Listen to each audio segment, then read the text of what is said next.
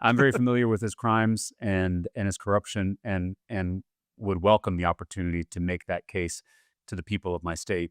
But we oftentimes think of corruption as just involving money or Mhm. involving something illegal, but that's not the case. And John Cornyn is a perfect example of that, because Yeah, John Cornyn was the deciding vote on that big, ugly bill that it sure will was. kick millions of Texans off their health care.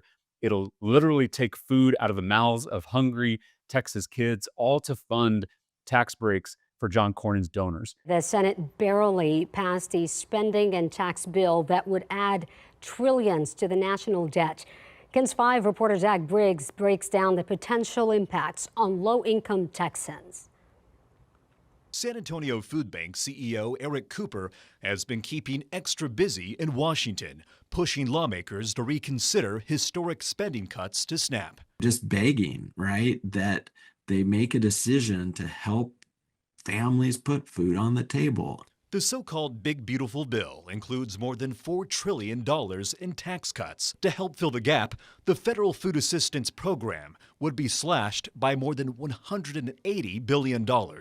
States would be required to foot the bill for a portion of SNAP benefits. Policy changes would also expand eligibility requirements, in turn potentially limiting access to SNAP. It is the biggest betrayal of services to those that are vulnerable that I've ever seen in my 32-year career. We're literally taking money from the poor and giving it to the rich. It is the opposite of Robin Hood. The Senate's bill, now being debated in the House, proposes reducing Medicaid spending by nearly $1 trillion.